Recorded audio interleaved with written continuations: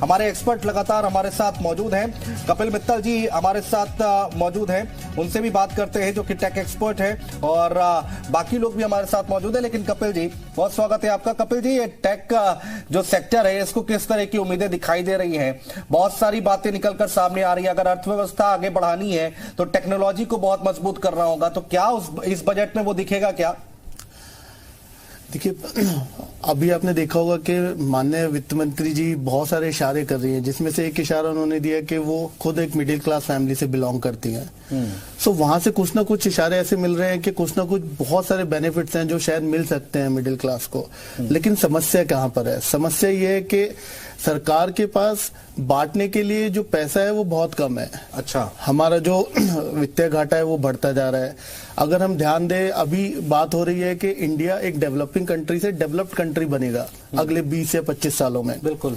अभी जो करंट हम इकोनॉमी देखते हैं इंडिया की, वो 3.5 ट्रिलियन इकोनॉमी आती है, जिसको प्रोजेक्ट किया जा रहा है कि अगले 20 या 25 सालों में वो बढ़कर 35 ट्रिलियन इकोनॉमी पहुंच जाएगी और इंडिया एक डेवलपिंग कंट्री से एक डेवलप्ड कंट्री बन जाएगा। बिल्कुल। तो उस तक पहुंचने के लिए ना मैडम, एफएम के साथ बहुत सारे चैलेंजेस है कि उन्हें ग्रोथ पे भी ध्यान देना है और साथ साथ उन्हें ध्यान रखना है कि सोशल वेलफेयर भी वो कर पाए। हाँ। एक आम आदमी को, एक लोअर वर्ग को कुछ ना कुछ बेनिफिट दे पाए।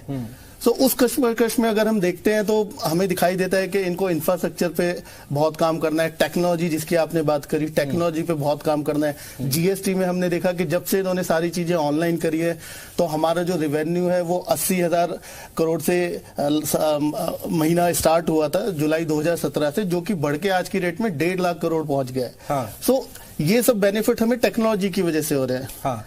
टेक्नोलॉजी पे भी बात करेंगे, लेकिन जिस बात से आपने शुरुआत की है उसको जरा समझाइए। एक लाइन में कहें तो क्या आमदनी अठन्नी खर्चा रुपया है? देखिए, मोटा मोटा ऐसा दिख रहा है। बहुत सारे चैलेंजेस भी हुए हैं, कोविड भी आया है, अर्थव्यवस्था अगर ग्लोबली देखें तो स्लो है, इंडिया पे अभी तक उसका कोई इम्पैक्ट नहीं है। कहीं ना कहीं वो चैलेंजेस हैं, लेकिन फिर भी इंडिया बहुत अच्छा कर रहा है। अभी तक हम अगर इस साल की बात करें, इस साल में जो हमारे टारगेट्स थे, जो हमारे डायरेक्ट टैक्स के टारगेट्स थे, उससे हम ऑलरेडी क्रॉस कर चुके हैं। हम एक्सपेक्ट कर रहे हैं कि हम 3-4 लाख करोड़ ज्यादा ही रेवेन्यू करेंगे जो हमने प्रोजेक्ट किया था लास्ट ईयर। मैं इसी पर आ रहा था कि देखिए, मंदी क्या दबाव बहुत ज्यादा है, रिसेशन का दबाव बहुत ज्यादा है पूरी दुनिया में, और ऐसे में भारत अच्छा कर रहा है। और जो आर्थिक सर्वे आया है उसमें 6.8 के अराउंड हम आकलन कर रहे हैं। देखिए, है क्या, अगर आप देखेंगे जब भी ग्लोबल रिसेशन आता है तो सभी कंट्रियां भारत की तरफ देखती है।